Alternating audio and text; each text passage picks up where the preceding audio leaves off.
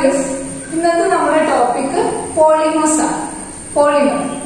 പോളിമറിനെ പറ്റി നിങ്ങൾ കേട്ടിട്ടുണ്ടാവും. കാരണം ഇൻഡസ്ട്രിയിൽ വളരെ ഇമ്പോർട്ടൻസ് ഉള്ള ഒരു ഏരിയ ആണ് പോളിമേഴ്സ്. അതായത് പ്ലാസ്റ്റിക് ഇൻഡസ്ട്രി ആണെങ്കിലും ഫൈബർ ഇൻഡസ്ട്രി ആണെങ്കിലും പോലെ പെയിന്റ് വാർണിഷ് ഇൻഡസ്ട്രിയിലൊക്കെ പ്രധാനപ്പെട്ട ഒരു ഘടകമാണ് പോളിമർ, അല്ലെങ്കിൽ അതിന്റെ ബാക്ക് ബോൺ എന്നറിയപ്പെടുന്നത് പോളിമേഴ്സ് ആണ്. സോ ഇനി നമ്മൾ എന്താണ് പോളിമർ നോക്കാൻ പോവാണ്. നമ്മൾ തൊട്ട് മുമ്പ് ഓർഗാനിക് കെമിസ്ട്രി എന്നുള്ള ടോപ്പിക് പഠിച്ചിട്ടുണ്ടായിരുന്നു. അതായത് കാർബൺ കണ്ടെയ്നിങ് കോമ്പൗണ്ട് പല വെറൈറ്റി ഓഫ് സ്ട്രക്ചറിൽ എക്സിസ്റ്റ് ചെയ്യുന്നത്. അതായത് ഒരുപാട് കാർബൺ ആറ്റങ്ങൾ ചേർന്നിട്ടുള്ള, അതായത് ഒരു 30 മുതൽ 40 കാർബൺ ആറ്റങ്ങൾ വരെ ചേർന്നിട്ടുള്ള വളരെ ബിഗ് ആയിട്ടുള്ള ഓർഗാനിക് കോമ്പൗണ്ട്സ് ഒക്കെ ഉണ്ടെന്ന് നമുക്ക് അറിയാം. പക്ഷെ പോളിമർ എന്ന് പറഞ്ഞു കഴിഞ്ഞാല് ഇതിനേക്കാളും ഒരുപാട് ഇരട്ടി, അതായത് ഒരു 1000 മുതൽ 10000 വരെ കാർബൺ ആറ്റങ്ങൾ അല്ലെങ്കിൽ ആറ്റങ്ങൾ കമ്പൈൻ ചെയ്തിട്ടുള്ള വളരെ വലിയ മോളിക്യൂൾസ് ആണ് പോളിമേഴ്സ്. പോളിമേഴ്സ് നമ്മൾ ഡിഫൈൻ ചെയ്യുന്നത് very big molecule having high molecular mass. വളരെ വലിയ സൈസുള്ള ഹൈ മോളിക്കുലാർ മാസ് ഉള്ള മോളിക്യൂൾസിനാണ് നമ്മൾ പോളിമേഴ്സ് പറയും. Polymers are very big molecules having high molecular mass. ഈ പോളിമർ എന്ന് പറഞ്ഞു കഴിഞ്ഞാല് സിമ്പിൾ ആയിട്ടുള്ള ഒരു സിംഗിൾ യൂണിറ്റ് അല്ല. ഇത് ഒരുപാട് സ്ട്രക്ചറൽ യൂണിറ്റ്സ് കമ്പൈൻ ചെയ്തിട്ടാണ് ഒരു പോളിമർ ആയിട്ട് മാറുന്നത്. ഫോർ എക്സാമ്പിൾ നമ്മൾ നോക്കുകയാണെങ്കിൽ ട്രെയിനൊക്കെ ആണെങ്കിൽ അതിന് ഡിഫറെന്റ് അല്ലെങ്കിൽ ഒരുപാട് ബോഗീസ് ഇങ്ങനെ കമ്പൈൻ ചെയ്തിട്ടാണ് ട്രെയിൻ ഉണ്ടാക്കിയിട്ടുള്ളത്, അല്ലെ? അപ്പൊ അതേപോലെ തന്നെ ഡിഫറെന്റ് യൂണിറ്റ്സ് ഇങ്ങനെ കൂട്ടിച്ചേർത്തിട്ട് ഉണ്ടാക്കിയ അല്ലെങ്കിൽ കൂടിച്ചേർന്ന് ഉണ്ടായ ഒരു സ്ട്രക്ചറാണ് പോളിമർ എന്നുള്ളത്. ഇങ്ങനെ ഒരു പോളിമറിലുള്ള ഡിഫറെന്റ് സ്ട്രക്ചറൽ യൂണിറ്റ്സ് എന്ന് പറയുന്ന പേരാണ് മോണോമേഴ്സ്. സപ്പോസ് ഒരു പോളിമർ ഡിഫറെന്റ് സ്ട്രക്ചറൽ യൂണിറ്റ്സ് ചേർന്നിട്ടുള്ള ഉണ്ടായിട്ടുള്ള ഒരു സ്ട്രക്ചറാണ്, അല്ലെങ്കിൽ ഇങ്ങനെയാണ് പോളിമർ നമ്മൾ കണക്കാക്കുന്നത്. അപ്പൊ ഇതിലുള്ള ഓരോ റിപ്പീറ്റിംഗ് സ്ട്രക്ചറൽ യൂണിറ്റ്സ് എന്ന് പറയുന്ന പേരാണ് monomer. Monomers are the repeating structural units in a polymer. അപ്പൊ ഇങ്ങനെ മോണോമേഴ്സ് ഒരുപാട് മോണോമേഴ്സ് ഇങ്ങനെ കൂടിച്ചേർന്നാലാണ് പോളിമർ ആയിട്ട് മാറുക. അപ്പൊ ഇത് വെറുതെ കൂടിച്ചേരുന്നില്ല, സാധാരണ രീതിയിൽ കെമിക്കൽ റിയാക്ഷൻ വഴി തന്നെയാണ് കൂടിച്ചേരുക. അങ്ങനെ ഈ ഇത്തരം മോണോമേഴ്സ് കമ്പൈൻ ചെയ്തിട്ട് പോളിമർ ആയിട്ട് മാറുന്ന പ്രോസസ്സിന് പറയുന്ന പേരാണ് polymerization. Polymerization is the process of converting monomers into polymer. Monomers combine ചെയ്തിട്ട് polymer ആയിട്ട് മാറുന്ന പ്രോസസ് ആണ് polymerization. ഇനി നമ്മള് പോളിമറിന്റെ ക്ലാസിഫിക്കേഷനിലേക്കാണ് പോകുന്നത്. എങ്ങനെ പല ടൈപ്പ് പോളിമേഴ്സ് ഉണ്ടാവും നമുക്കറിയാം. പല ഏരിയയിലും ഇത് വ്യാപിച്ചു കിടക്കുന്നുണ്ട്. അതുകൊണ്ട് തന്നെ പല രീതിയിലുള്ള പോളിമേഴ്സ് ഉണ്ട്. അപ്പൊ അതിനെ നമുക്ക് പല രീതിയിലും പല കാറ്റഗറി അനുസരിച്ചിട്ട് ഇതിനെ ക്ലാസിഫൈ ചെയ്യാം. അപ്പൊ ആ ക്ലാസിഫിക്കേഷനിലേക്കാണ് നമ്മൾ പോകുന്നത്. നമുക്ക് അതിലുള്ള മോണോമറിന്റെ സ്വഭാവം അനുസരിച്ചിട്ട് നമുക്ക് ക്ലാസിഫൈ ചെയ്യാം. That is classification. ഒന്നാമത്തെ ക്ലാസിഫിക്കേഷൻ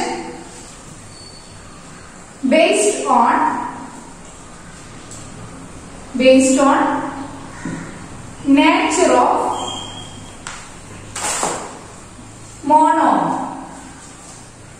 മോണോമറിന്റെ നേച്ചറിന്റെ ബേസിസിൽ നമുക്ക് പോളിമറിനെ രണ്ടായിട്ട് ക്ലാസിഫൈ ചെയ്യാം. ദാറ്റ് ഈസ് പോളിമറിലുള്ള മോണോമറിന്റെ സ്വഭാവത്തിന്റെ അടിസ്ഥാനത്തിൽ പോളിമേഴ്സിനെ നമുക്ക് ഹോമോ പോളിമർ എന്നും അതുപോലെ തന്നെ കോ പോളിമർ എന്നും രണ്ടായിട്ട് ക്ലാസിഫൈ ചെയ്യാം. ഹോമോ എന്നുള്ള വാക്ക് കണ്ടാൽ തന്നെ നമുക്കറിയാം, നല്ല പരിചയമുള്ള വാക്കാണ്. അതായത് ഒരേ ടൈപ്പ് മോണോമേഴ്സ് മാത്രം ചേർന്നിട്ടുണ്ടായ പോളിമറാണ് ഹോമോ പോളിമർ. അതായത് ഇതിലുള്ള റിപ്പീറ്റിംഗ് സ്ട്രക്ചറൽ യൂണിറ്റ് ഒരേപോലെയുള്ള ഒരേ ഒരേപോലെയുള്ള റിപ്പീറ്റിംഗ് സ്ട്രക്ചറൽ യൂണിറ്റ്സ് ചേർന്ന പോളിമേഴ്സ് ആണ് ഹോമോ പോളിമർ. ഇതിങ്ങനെ പോകും. ഒരേ ടൈപ്പാണെന്ന് കാണിക്കാൻ വേണ്ടിയിട്ടാണ് ഇങ്ങനെ കാണിച്ചത്. ഒരേ ടൈപ്പ് മോണോമേഴ്സ് മാത്രം കമ്പൈൻ ചെയ്തിട്ടുണ്ടായ പോളിമേഴ്സ് ആണ് ഹോമോ പോളിമർ. കോ പോളിമർ എന്ന് പറഞ്ഞു കഴിഞ്ഞാൽ more than one type monomers combine ചെയ്തിട്ടുണ്ടായ പോളിമേഴ്സ് ആണ് കോ പോളിമർ. ഓക്കെ, അതിൽ ഡിഫറെന്റ് ടൈപ്പ് മോണോമേഴ്സ് കമ്പൈൻ ചെയ്തിട്ട് ഉണ്ടാവുന്ന പോളിമേഴ്സ് ആണ് കോ പോളിമർ. ഓക്കെ, രണ്ട് അതിൽ കൂടുതൽ ടൈപ്പ് മോണോമേഴ്സ് ഉണ്ട്. പക്ഷെ ഹോമോ പോളിമറിൽ ഒറ്റ ടൈപ്പ് മോണോമർ മാത്രമേ ഉണ്ടാവും. ഹോമോ പോളിമറിന് എക്സാമ്പിൾ ആണ് പോളിഎത്തീൻ. പറയുന്ന സാധനം പോളിഎത്തീൻസ്. ഇതിൽ ഒറ്റ ടൈപ്പ് മോണോമറേ ഉള്ളൂ. എത്തീൻസ് ഒരുപാട് എത്തീൻസ് ഇങ്ങനെ കൂടി ചേർന്നിട്ടാണ് പോളിഎത്തീൻ ഉണ്ടാവുന്നത്. അപ്പോൾ തന്നെ മറ്റൊരു എക്സാമ്പിൾ ആണ് പോളിവിനൈൽ ക്ലോറൈഡ്, അല്ലെങ്കിൽ നമ്മൾ കോമൺ ആയിട്ട് PVC എന്ന് പറയുന്നത്. പോളിവിനൈൽ ക്ലോറൈഡ് അല്ലെങ്കിൽ PVC ഒരു ഹോമോ പോളിമർ. കോ പോളിമറിന്റെ എക്സാമ്പിൾ ആണ് ബേക്കലൈറ്റ്, അതുപോലെ തന്നെ നൈലോൺ 66 ഒക്കെ കോ പോളിമറിന് എക്സാമ്പിൾ ആണ്. അതായത് ബേക്കലൈറ്റ് ആണെങ്കിൽ ഫിനോളും ഫോർമാൽഡിഹൈഡ് എന്ന് പറഞ്ഞ രണ്ട് മോണോമേഴ്സ് ചേർന്നിട്ടാണ് ഉണ്ടായത്. അതുപോലെ തന്നെ നൈലോൺ 66 ആണെങ്കിൽ ഹെക്സാമെത്തിലീൻ ഡൈ അമീനും അഡിപ്പിക് ആസിഡും ചേർന്നിട്ടാണ് നൈലോൺ 66 ഉണ്ടായിട്ടുള്ളത്. അപ്പൊ ഇതാണ് നമ്മുടെ first type classification based on nature of monomer, homopolymer, copolymer. It is made up of only one type of monomer, and copolymer is made up of more than one type of monomers. രണ്ടാമതായി നമുക്ക് പോളിമറിനെ അതിന്റെ സോഴ്സിന്റെ ബേസിസിൽ അല്ലെങ്കിൽ അതിന്റെ origin, അത് എങ്ങനെ ലഭിക്കുന്നു, എവിടെ നിന്ന് ലഭിക്കുന്നു എന്നുള്ളതിന്റെ ബേസിസിൽ പോളിമറിനെ ക്ലാസിഫൈ ചെയ്യും. That is classification based on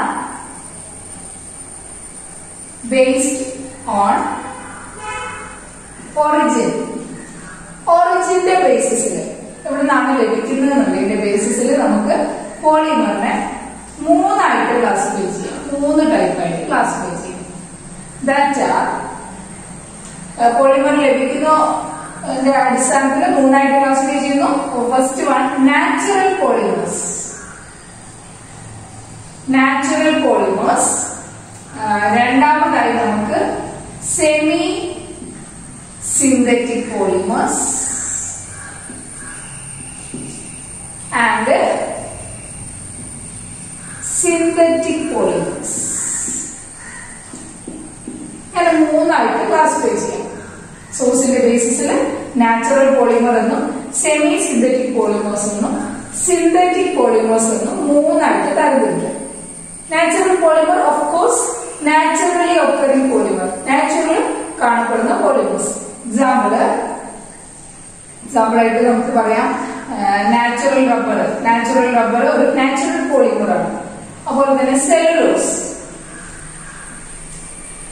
cellulose ഒരു നാച്ചുറൽ പോളിമർ ആണ്. സെമി സിന്തറ്റിക് പോളിമർ എന്ന് പറഞ്ഞു കഴിഞ്ഞാൽ മോഡിഫൈഡ് നാച്ചുറൽ പോളിമർ, അതായത് നാച്ചുറലി ഒക്കറിംഗ് പോളിമേഴ്സിൽ ചില കെമിക്കൽ മോഡിഫിക്കേഷൻ ഒക്കെ വരുത്തിയിട്ട് എടുക്കുന്ന പോളിമേഴ്സ് ആണ് semi synthetic polymers. That are modified natural polymers. ഇതിന് എക്സാമ്പിൾ വരുന്നത് റയോൺ ഒരു സെമി സിന്തറ്റിക് പോളിമർ. അതുപോലെ തന്നെ gun cotton okay semi synthetic polymers. Synthetic polymer നമുക്കറിയാം മാൻമെയ്ഡ് പോളിമേഴ്സ് ആണ് സിന്തറ്റിക് പോളിമർ.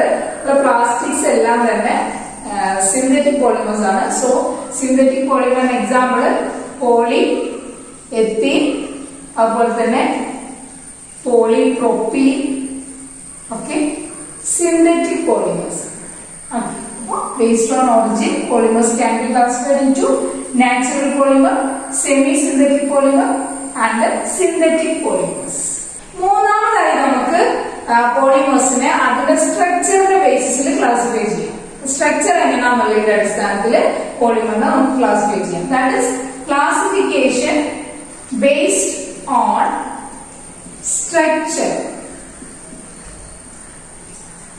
സ്ട്രക്ചറിന്റെ ബേസിസിൽ പോളിമറിനെ 3 ആയിട്ട് ക്ലാസിഫൈ ചെയ്യും. സ്ട്രക്ചറിന്റെ ബേസിസിൽ പോളിമേഴ്സ് 3 ടൈപ്സ് ഉണ്ട്. That are linear polymer, then branched chain polymers,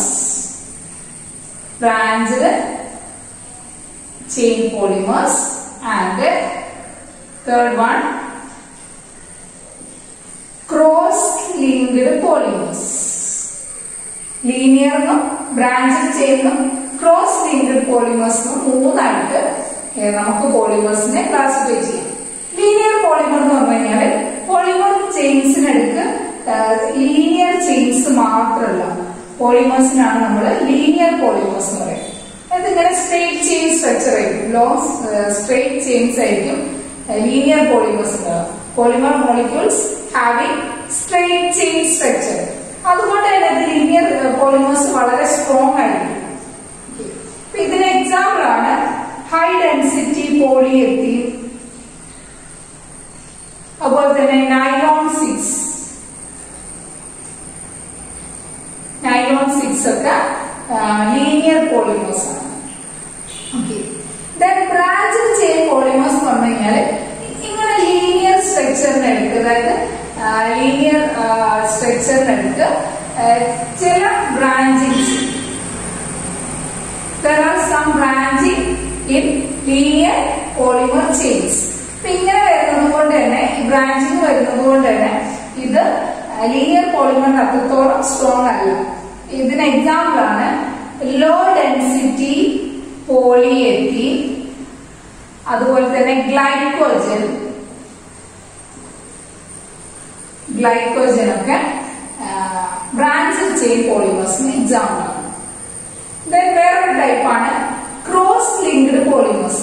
cross linked polymers പറഞ്ഞു കഴിഞ്ഞാല് പോളിമർ ചെയിനുകൾക്കിടയ്ക്ക് ഇന്റൻസ് ആയിട്ട് ക്രോസ് ലിങ്കിങ് ഉള്ള പോളിമേഴ്സ് ആണ് cross linked polymers. That is ഇങ്ങനെ പോളിമർ ചെയിൻസിനിടയ്ക്ക് ഇങ്ങനെ ഇന്റൻസ് ആയിട്ട് ക്രോസ് ലിങ്കിങ് വരുന്ന പോളിമേഴ്സ് ആണ് ക്രോസ് ലിങ്ക്ഡ് പോളിമേഴ്സ്. അതുപോലെ ഈ പിന്നെ ഇതിലിങ്ങനെ ഇന്റൻസ് ആയിട്ട് ക്രോസ് ലിങ്കിങ് വരുന്നത് കൊണ്ട് ഇതിനെ നെറ്റ്വർക്ക് പോളിമേഴ്സ് എന്നും അതുപോലെ തന്നെ 3 ഡയമെൻഷണൽ പോളിമേഴ്സ് എന്നൊക്കെ പറയാറുണ്ട്. ഇതിന് എക്സാമ്പിൾ ആണ്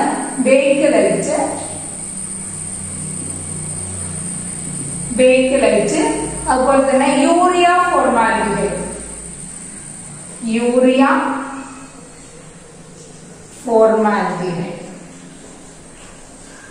ഇതൊക്കെ ക്രോസ് ലിങ്ക്ഡ് പോളിമേഴ്സിന് എക്സാമ്പിൾ ആണ്. ഓക്കെ, അപ്പോൾ on the basis of structure, polymer can be classified into linear polymer, branched chain polymers and cross-linked polymers. ഇനി നമുക്ക് പോളിമറിനെ അതിന്റെ പോളിമറൈസേഷൻ മെത്തേഡിന്റെ അടിസ്ഥാനത്തിൽ ക്ലാസിഫൈ ചെയ്യാം. അതായത് എങ്ങനെ മോണോമേഴ്സ് കമ്പൈൻ ചെയ്ത് പോളിമറായി മാറി എന്നുള്ള ബേസിസിൽ നമുക്ക് പോളിമറിനെ ക്ലാസിഫൈ ചെയ്യാം. അതായത് നാലാമത്തെ ഒരു classification based on mode of polymerization.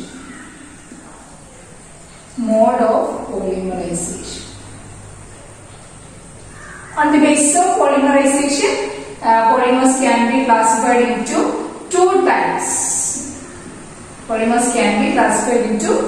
types. That is addition polymer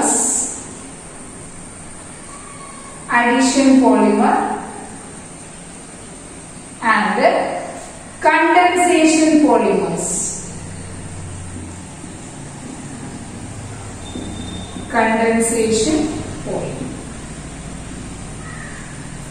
Addition polymer എന്ന് പറഞ്ഞു കഴിഞ്ഞാല് മോണോമർ മോളിക്യൂൾസ് തമ്മിൽ അഡിഷൻ റിയാക്ഷൻ വഴി ഉണ്ടായ പോളിമേഴ്സ് ആണ് അഡിഷൻ പോളിമർ. ഫോർ എക്സാമ്പിൾ പോളിയെത്തീൻ ഒക്കെ എത്തീൻ മോളിക്യൂൾസ് തമ്മിൽ അഡിഷൻ റിയാക്ഷൻ നടന്നിട്ടാണ് പോളിയെത്തീൻ ആയിട്ട് മാറിയത്.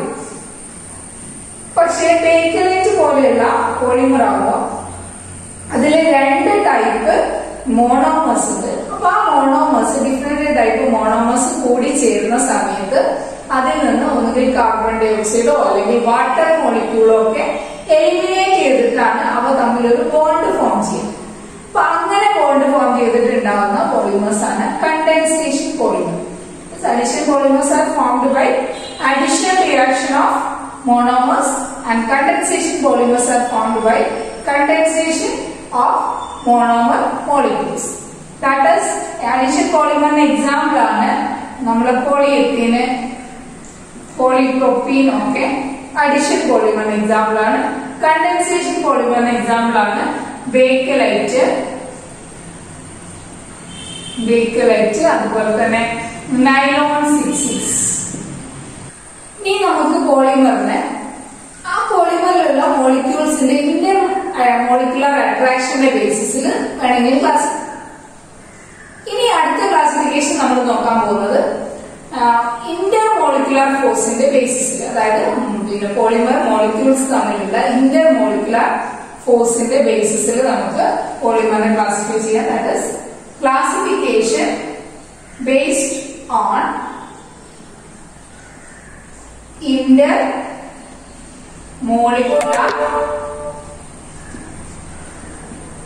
forces. Intermolecular forces in the basis polymer നമുക്ക് മൂന്നായിട്ട് ക്ലാസിഫൈ ചെയ്യാം. That is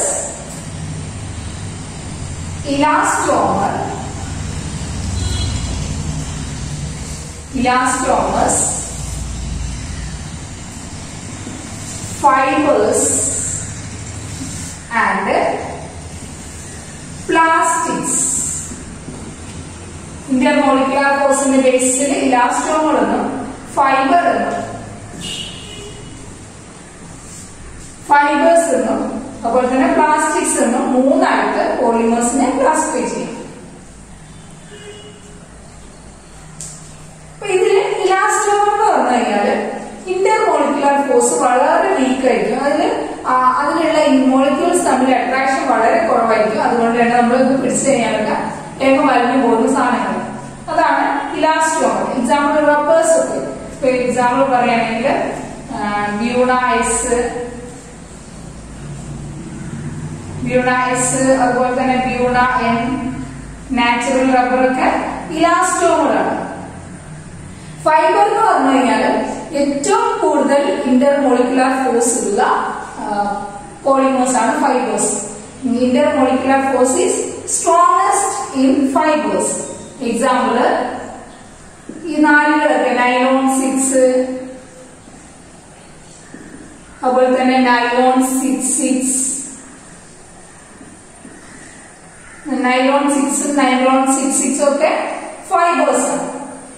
പ്ലാസ്റ്റിക് എന്ന് പറഞ്ഞു കഴിഞ്ഞാല് plastic having intermolecular force in between elastomer and fibre. അതായത് ഇലാസ്റ്റോമറും ഫൈബറും ഇടയ്ക്ക് ഇന്റർമോളിക്കുലർ ഫോഴ്സ് ഉള്ള പോളിമേഴ്സ് ആണ് plastics.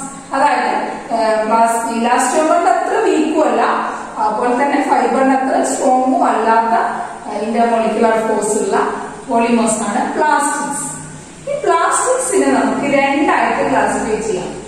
Plastics can be classified into two types, that are thermoplastic and thermosetting plastics. Thermoplastic എന്ന് പറഞ്ഞു കഴിഞ്ഞാൽ അഡിഷൻ പോളിമറൈസേഷൻ വഴി ഉണ്ടാകുന്ന പ്ലാസ്റ്റിക്സ് എല്ലാം തെർമോപ്ലാസ്റ്റിക്സ് ആണ്. അതേസമയം കണ്ടൻസേഷൻ പോളിമറൈസേഷൻ വഴി ഉണ്ടാകുന്ന പോളിമേഴ്സ് എല്ലാം തെർമോസെറ്റിംഗ് പ്ലാസ്റ്റിക്സ് ആണ്.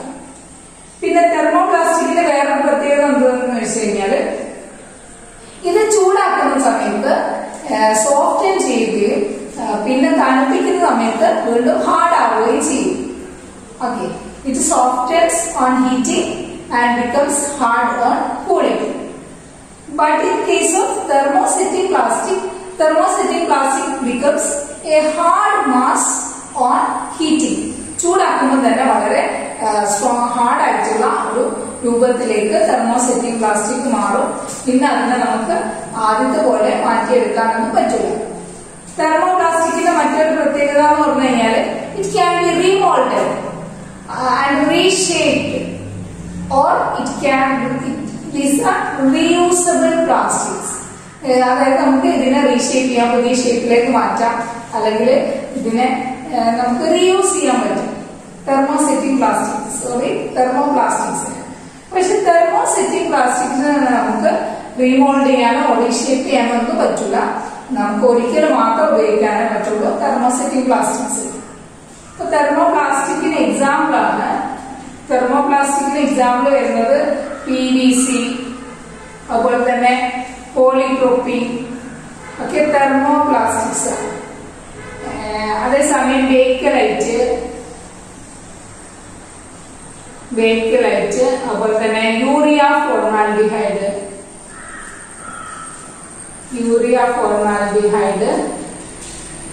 ഒക്കെ തെർമോസെറ്റിംഗ് പ്ലാസ്റ്റിക്സ് ആണ്. Okay. So, on the basis of intermolecular forces, polymer can be classified into elastomer, fiber, and plastics. Plastics can be again classified into thermoplastics and thermosetting plastics. അപ്പോൾ ഇത്രയാണ് നമ്മൾ പോളിമറിന്റെ classification, general classifications. ഇത്രയൊക്കെയാണ് നമ്മൾ 5 type classification പറഞ്ഞു.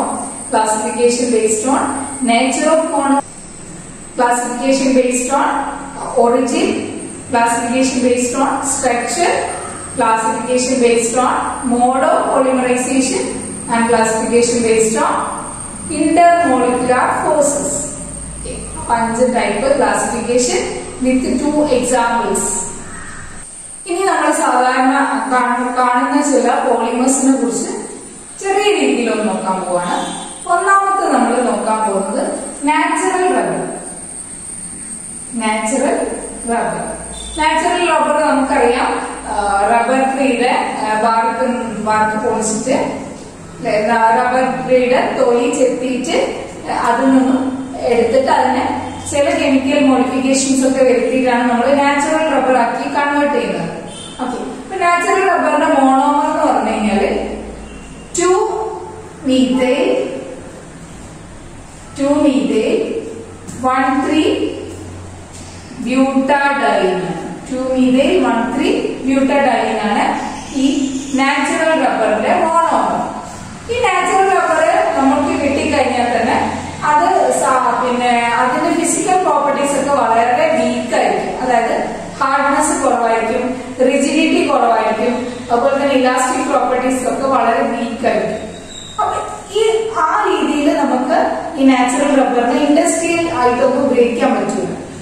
ഇതിന്റെ physical properties improve ചെയ്യാൻ വേണ്ടി നമ്മൾ നടത്തുന്ന ഒരു പ്രോസസ്സാണ് വൾക്കനൈസേഷൻ.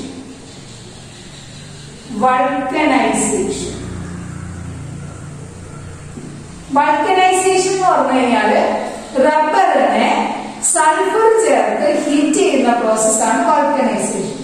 അതായത് സൾഫർ ആഡ് ചെയ്തിട്ട് റബ്ബറിനെ ചൂടാക്കുന്ന പ്രോസസ്സാണ് വൾക്കനൈസേഷൻ. ഹീറ്റിംഗ് റബ്ബർ വിത്ത് സൾഫർ. അപ്പൊ വൾക്കനൈസ്ഡ്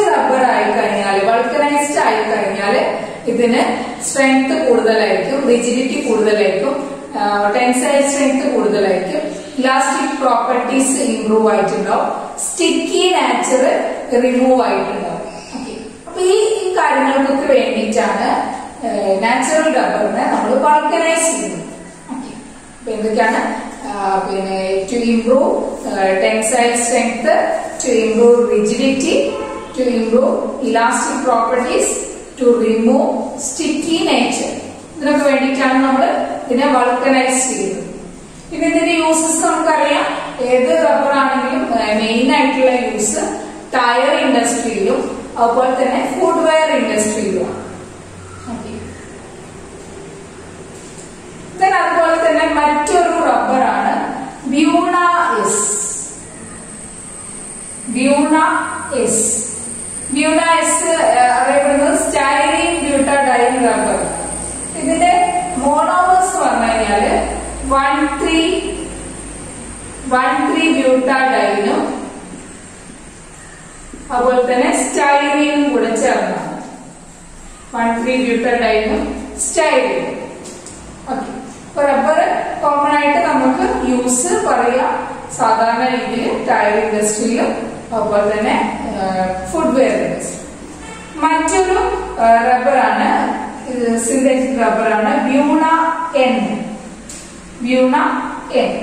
ബ്യൂണ എന്നിന്റെ മോണോമർ 1,3-ബ്യൂട്ടഡൈൻ 1,3-ബ്യൂട്ടഡൈൻ ആൻഡ് അക്രിലോനൈട്രിൻ.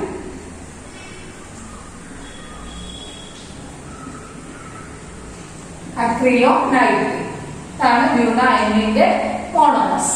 പിന്നെ ഇൻഡസ്ട്രിയലായിട്ട് ഉപയോഗിക്കുന്ന മറ്റൊരു റബ്ബറാണ് നിയോപ്രീൻ. നിയോപ്രീൻ. അപ്പൊ ഒരു കാര്യം വിട്ടുപോയി, നാച്ചുറൽ റബ്ബറിനെ നമ്മള് ഇതിന്റെ മോണോമേഴ്സിന് ഇതിനെ ഐസോപ്രീൻസ് എന്നാണ് വിളിക്കുന്നത്. ഇതിന്റെ ഈ മോണോമറിനെ 2,methyl-1,3-ബ്യൂട്ടഡൈൻ അറിയപ്പെടുന്നത് ഐസോപ്രീൻ ആണ്. അതുകൊണ്ട് തന്നെ ഇത് പോളി ഐസോപ്രീൻ എന്നും കൂടെ അറിയപ്പെടുന്നുണ്ട്. പോളി ഐസോപ്രീൻസ്. അപ്പൊ നിയോപ്രീന്റെ മോണോമർ എന്ന് പറഞ്ഞു കഴിഞ്ഞാല് 2-chloro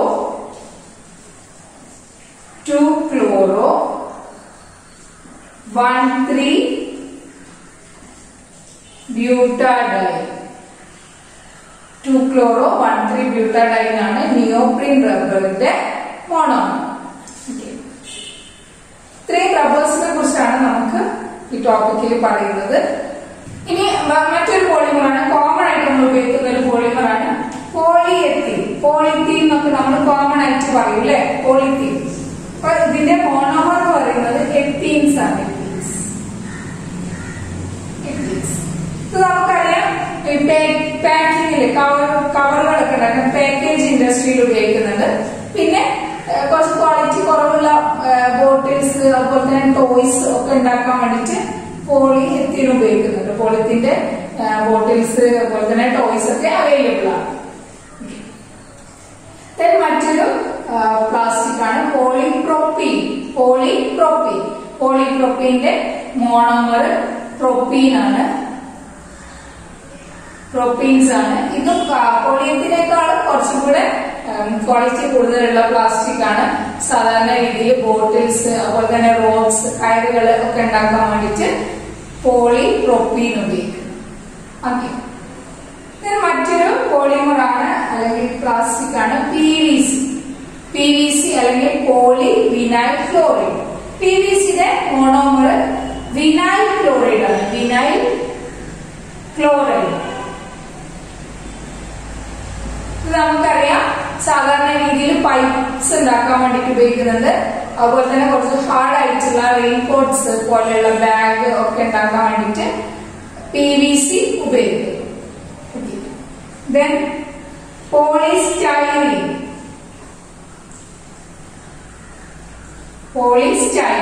Polystyreneന്റെ മോണോമേഴ്സ് സ്റ്റൈറീൻ ആണ്.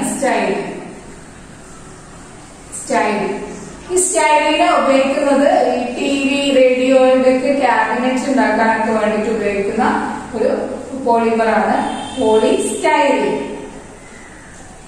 മറ്റൊരു പ്രധാനപ്പെട്ട പോളിമറാണ് ടെഫ്ലോൺ. ടെഫ്ലോണ് മറ്റൊരു പേര് പോളിടെട്രാഫ്ലൂറോഎത്തീൻ ആണ്. പോളിടെട്രാഫ്ലൂറോഎത്തീൻസ്. ടെഫ്ലോണിന്റെ മോണോമർ ടെട്രാഫ്ലൂറോഎത്തീൻ ആണ്.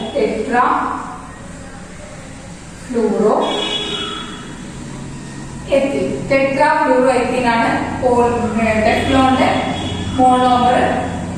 ഇത് ഉപയോഗിക്കുന്നത് നോൺ സ്റ്റിക് പാത്രങ്ങൾ ഉണ്ടാക്കാൻ വേണ്ടിട്ട്, അതുപോലെ തന്നെ വാൾവ്, അതുപോലെ തന്നെ സീലൊക്കെ ഉണ്ടാക്കാൻ വേണ്ടി ഉപയോഗിക്കുന്ന ഒരു പോളിമറാണ് ടെഫ്ലോൺ. വളരെ ഇൻഡസ്ട്രിയൽ ഇമ്പോർട്ടൻസ് ഉള്ള മറ്റൊരു പോളിമറാണ് നൈലോൺ 6.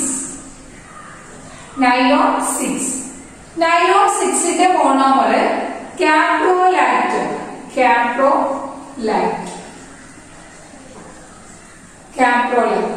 നൈലോൺ 6 നമ്മൾ ഉപയോഗിക്കുന്നത് പിന്നെ ഈ റോഡ്സ് ഒക്കെ ഉണ്ടാക്കാൻ വളരെ സ്ട്രോങ് ആയിട്ടുള്ള മൗണ്ടനിയറിംഗ് ക്ലൈംബിങ്ങിനൊക്കെ വേണ്ടിയിട്ടുള്ള റോക്സ് ഉണ്ടാക്കാനൊക്കെ ഉപയോഗിക്കുന്നുണ്ട്. അതായത് മലയൊക്കെ കയറാൻ വേണ്ടി നല്ല സ്ട്രോങ് ആയിട്ടുള്ള കയർ ഉണ്ടാക്കാൻ വേണ്ടിയിട്ട് നൈലോൺ 6 ഉപയോഗിക്കുന്നുണ്ട്.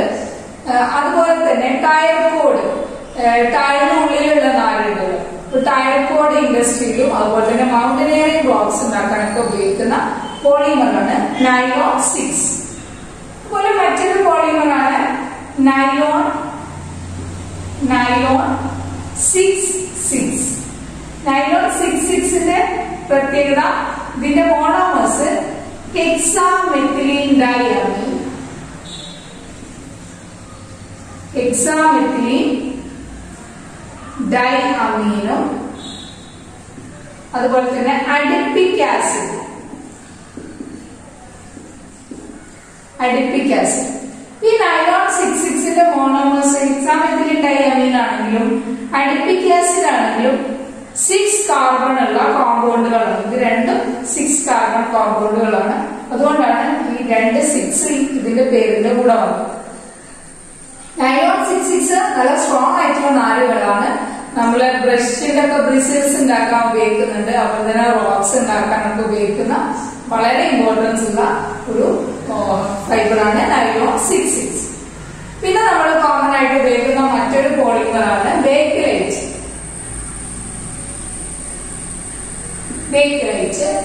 ബേക്കലൈറ്റിന്റെ മോണോമേഴ്സ് ഫിനോള് അതുപോലെ തന്നെ ഫോർമാലിഡിഹൈഡ്, ഫിനോൾ ആൻഡ് ഫോർമാലിഡിഹൈഡ്. രണ്ട് മോണോമറാണ് ബേക്കലൈറ്റിനുള്ളത്. അപ്പൊ ബേക്കലൈറ്റിന്റെ പ്രത്യേകത അല്ലെങ്കിൽ ബേക്കലൈറ്റ് ഉപയോഗിക്കുന്നത് സ്വിച്ചസ് ഒക്കെ ഉണ്ടാക്കാൻ, സ്വിച്ചൊക്കെ ഉണ്ടാക്കാൻ വേണ്ടി ഉപയോഗിക്കുന്ന പോളിമറാണ് ബേക്കലൈറ്റ്. അത് കൂടാതെ നമ്മുടെ വീടുകളിൽ ഉപയോഗിക്കുന്ന പാത്രങ്ങളിലൊക്കെ ഹാൻഡിൽ ഉണ്ടാക്കാൻ, ഇപ്പൊ കുക്കറിനൊക്കെ ഹാൻഡിൽ ഉണ്ടാക്കാൻ വേണ്ടിയിട്ട് ഉപയോഗിക്കുന്നത് ബേക്കലൈറ്റ് എന്നുള്ള പ്ലാസ്റ്റിക് ആണ്. ഓക്കെ, അപ്പൊ ഇത്രയും പ്ലാസ്റ്റിക് പോളിമേഴ്സിനെ കുറിച്ചാണ് നമുക്ക് പറയാനുള്ളത്. സോ പോളിമർ എന്നുള്ള ടോപ്പിക് ഇവിടെ അവസാനിക്കാം. Okay, thank you.